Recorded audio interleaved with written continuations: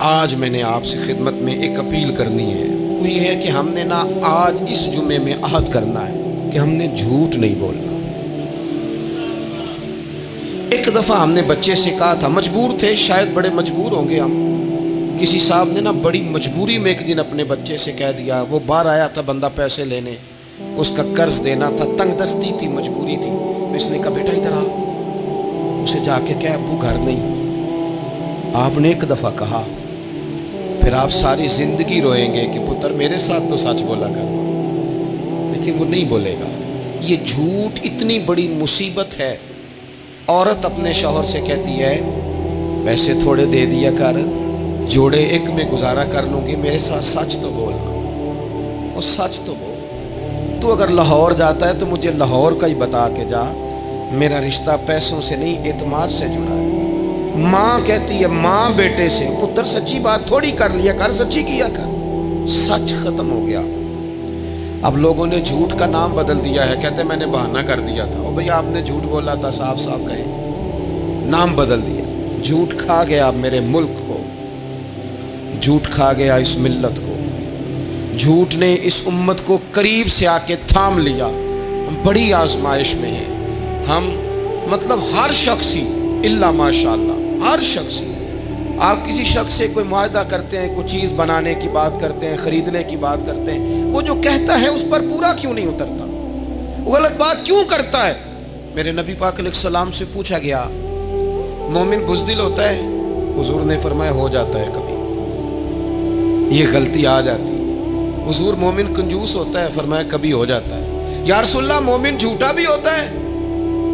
تو میرے رسول فرمانے لگے نہیں، میرا کلمہ پڑھنے والا ساری غلطیاں کر سکتا ہے، میرا مومن جھوٹ نہیں بولا کرتا۔ مومن جھوٹ، ابو سفیان کو کیسر روم نے، ہرقل نے اپنے دربار میں کھڑا کر کے کہا ابو سفیان ابھی کلمہ نہیں پڑھتے تھے، تمہارا کوئی رشتہ ہے نبی پاک سے جنہوں نے مجھے بھی خط لکھا ہے کہ مسلمان ہو جاؤ؟ کہنے لگے ہاں میں چچا ہوں رشتے میں۔ کہا وہ کیسے ہیں پیغمبر؟ تو ابو سفیان کہتے ہیں چونکہ میں مخالف تھا، میں نے وہ ساری باتیں کی جو ہم ان کے خلاف کرتے تھے۔ اس نے آخری بات پوچھی، اس نے کہا ابو سفیان یہ بتا کہ وہ جنہوں نے اعلان نبوت کیا ہے کیا کبھی انہوں نے جھوٹ بھی بولا ہے؟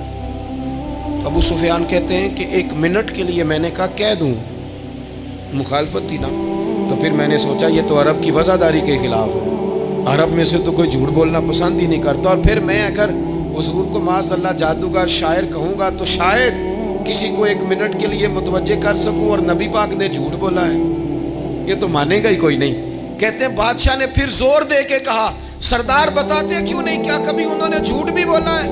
ابو سفیان کہتے ہیں میرے ہاتھ میں چھڑی تھی، میں نے زور سے زمین پہ ماری، میں نے کہا وہ میرے رشتے میں بھتیجے ہیں، میری سخت مخالفت ہے، میں ان کے خلاف میدانوں میں نکلتا ہوں، جنگیں لڑتا ہوں، کبھی وہ غالب آتے ہیں کبھی ہم آتے ہیں، لیکن میرے سامنے وہ پیدا ہوئے، میں نے ماں کی گود میں بھی دیکھا، دادا کے کندھوں پہ بھی دیکھا، چچا کے گھر میں بھی دیکھا، سیدہ خدیجہ الکبریٰ کا دولہا بنے بھی دیکھا، ان کی 4 بیٹیاں ان کی گود میں کھیلتے دیکھی، اعلان نبوت کرتے دیکھا، لوگوں کو مخالفت کرتے دیکھا، میرے سامنے ان کے مقدس بال سفید ہوئے، میرا اختلاف اپنی جگہ، پر بادشاہ میں قسم اٹھا کے کہہ سکتا ہوں اس محبوب کی زبان سے جب بھی نکلا ہے حق اور سچ نکلا ہے۔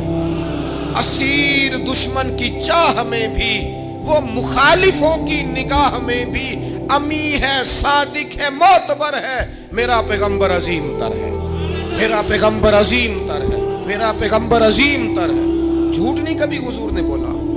کہتے میں نے جواب دیا تو سناٹا چھا گیا سارے دربار میں، کتنے اس نے سوال پوچھے، گھنٹوں بعد سناٹا چھا گیا، اور پھر بادشاہ نے اپنا پرنا اٹھایا، چادر اٹھائی، کندھے پہ رکھی اور جانے لگا، تو میں نے پیچھے سے پلٹ کے کہا بادشاہ اتنے تو نے سوال کیے، اتنے میں نے جواب دیے، رزلٹ کا بھی تو اعلان کرنا، نتیجہ بھی تو دینا، کیا نکلا؟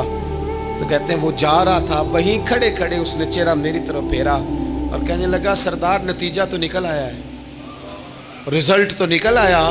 جس بندے نے کبھی بندوں سے جھوٹ نہیں بولا وہ یہ جھوٹ کیوں بولے گا کہ میں اللہ کا رسول بن کے آیا ہوں؟ نتیجہ تو نکل آیا، بات تو کلیئر ہو گئی، اب آگے کیا جانا ہے؟